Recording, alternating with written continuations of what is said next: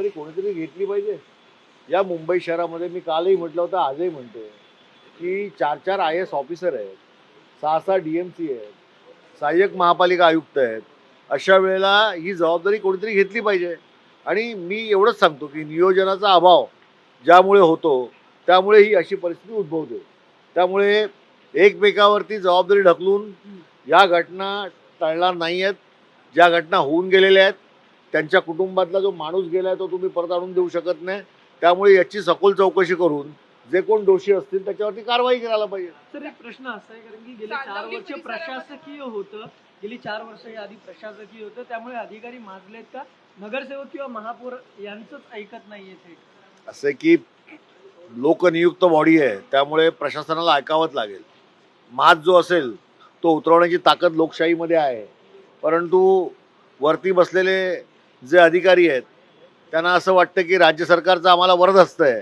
त्यामुळे कदाचित आजची परिस्थिती महानगरपालिकेतली काय आहे हे मला माहीत नाही आहे.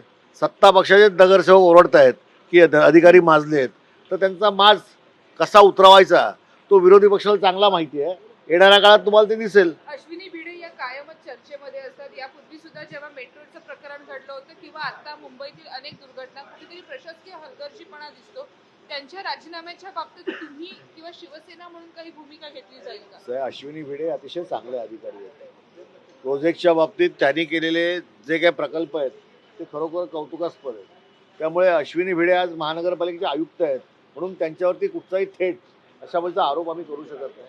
आणि म्हणूनच मी म्हटलंय की या सगळ्या घटनांची चौकशी करा, नियोजनाचा अभाव कुठे आहे तो बघा, दोषी असतील त्यांच्यावर कारवाई करा.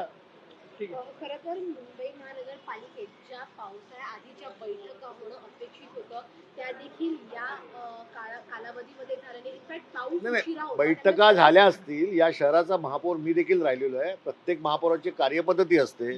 ज्यावेळेला आपण पावसाळ्यापूर्वीची तयारी करतो त्यावेळी अधिकाऱ्यांना सुसज्ज करतो, तसंच ते कर्मचारी जे आहेत त्यांचे युनियन जे आहेत त्यांना देखील आपण सज्ज करावं लागतं. मग पावसाळ्यापूर्वी मलेरिया काम करणारे आमचे कर्मचारी असतील, हेल्थ विभागामध्ये काम करणारे कर्मचारी असतील, स्ट्रॉंग वॉटर ड्रेनवरती काम करणारे कर्मचारी असतील, यांना देखील आपल्याला सांगावं लागतं हे शहर आपलं आहे. त्यामुळे आपण एकत्र मिळून या पावसाळ्यासाठी काम करूया. त्यामुळे त्यांचा मॉरल वाढतं आणि कामगार देखील चांगल्या पद्धतीने काम करतात. ज्या पद्धतीने महापौरांनी जो माणूस जो अधिकारी मॅनहोलमध्ये पडला त्याच्यावर चौकशी लावली होती, मात्र आता जी महापालिकेतली कामगार संघटना आहे तीच आता अगेन झाली महापौराच्या. त्यांचं म्हणणे तुम्ही आमच्या अधिकाऱ्यांवर का चौकशी लावते, ते आता महापौराच्या शासनाच्या अगेन्स्ट गेले. आता असं आहे की महापौरांचे ते सर्वस्वी अधिकार आहेत. महापौर म्हणून त्यांनी जो निर्णय घेतला असेल त्यांना योग्य वाटला म्हणून घेतला. परंतु आज मी आपल्याला एवढंच सांगतो की या घटना ज्या घडल्या आहेत त्या दुर्दैवी आहेत. झाड पडून एक मुलाचा मृत्यू झाला आहे, मॅनहोलमध्ये एक माणूस गेलेला आहे. त्यामुळे या घटनेच्या पाठीमागे खऱ्या अर्थाने कोण आहे याची चौकशी होऊन सत्य जोपर्यंत कळत नाही ना तोपर्यंत यावरती कोणी भाष्य करणं योग्य नाही. त्यामुळे या घटनांच्या मुळापर्यंत जा, दोषी असतील त्यांच्यावर कारवाई करा.